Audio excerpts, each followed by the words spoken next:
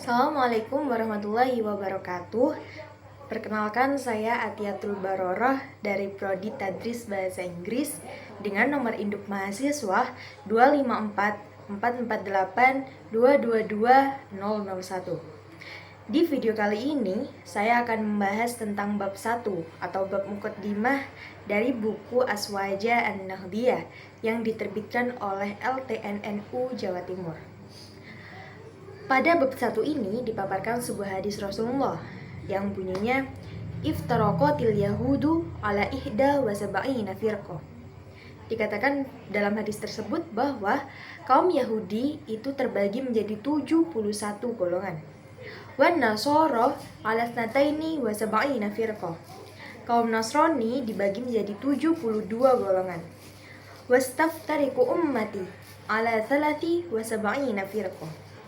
Dan umatku, umat Islam dibagi menjadi 73 golongan. An-najiyatu minha wahidatun wal baquna halka. Kata beliau, semuanya masuk neraka kecuali satu. Sahabat bertanya, wa man najiyah? Siapa satu yang selamat itu, wahai Rasulullah? Dijawab oleh Rasulullah, mereka adalah ahlus sunnah wal jamaah. Sahabat bertanya kembali, wa ma ahlus sunnah wal jamaah? Apa itu ahlus sunnah wal jamaah? Kemudian jawab oleh Rasulullah, ahlus sunnah wal jamaah adalah ma ana alaihi wa ashabi. Apa yang di atasnya ada aku bersama sahabatku. Maksudnya bagaimana?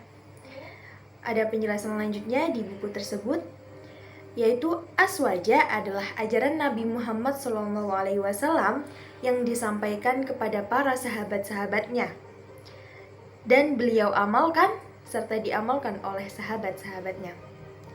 Jadi bisa kita tarik kesimpulan, Aswaja adalah paham keagamaan yang berpegang teguh kepada ajaran Nabi Muhammad SAW, jalan para sahabat-sahabatnya, serta kesepakatan para ulama. Karena buku ini berjudul Aswaja An-Nahdiyah, yang berarti dalam buku ini berisi ajaran-ajaran Ahlus Sunnah wal Jamaah yang berlaku di kalangan Nahdlatul Ulama. Nahdlatul Ulama itu apa sih? Nahdlatul Ulama adalah salah satu jamaiyah yang berpaham Ahlus Sunnah wal Jamaah yang didirikan oleh Kiai Haji Hasyim Asy'ari pada tanggal 31 Januari 1926. Didirikannya Nahdlatul Ulama ini dengan tujuan yang pertama, memelihara, melestarikan, mengembangkan, dan mengamalkan ajaran Aswaja yang menganut 4 madzhab. Madzhab Hanafi, madzhab Maliki, madzhab Hambali, madzhab Syafi'i. Tujuan yang kedua, untuk mempersatukan langkah para ulama dan pengikut-pengikutnya. Tujuan yang ketiga, melakukan kegiatan-kegiatan yang bertujuan untuk kemaslahatan masyarakat, kemajuan bangsa, dan ketinggian harkat dan martabat manusia. Dalam paham Aswaja ini mencakup 3 aspek. Aspek yang pertama, akidah.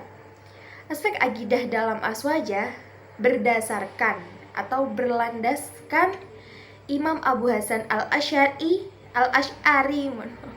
dan Imam Abu Mansur Al-Maturidi. Aspek yang kedua, aspek syariah. Itu didasarkan kepada 4 madzhab. Madzhab Hambali, madzhab Hanafi, madzhab Maliki, madzhab Syafi'i. Aspek yang ketiga yaitu tasawuf. Tasawuf ini didasarkan kepada Imam Abu Al-Qasim Al-Junaidi Al-Baghdadi dan Imam Al-Ghazali. Dan juga pada paham Aswaja memiliki ciri-ciri khusus. Yang pertama, tawasud, yang artinya tengah-tengah. Orang yang berpaham Aswaja mampu berada di posisi tengah-tengah dalam berbagai hal, baik antara dalil nakli dan akli. Ciri yang kedua, tawazun, seimbang, yaitu dapat menyeimbangkan berbagai aspek kehidupan, misalnya antara urusan dunia dan urusan akhirat.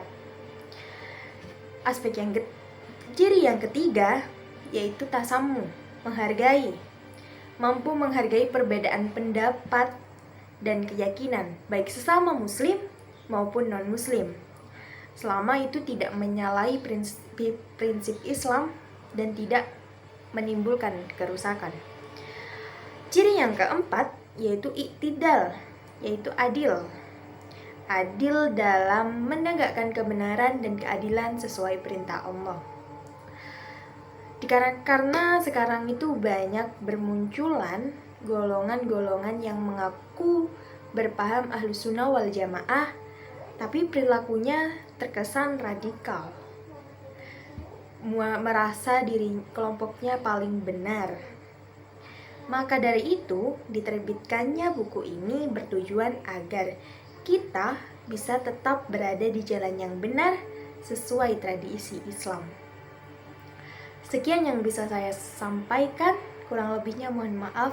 Wassalamualaikum warahmatullahi wabarakatuh.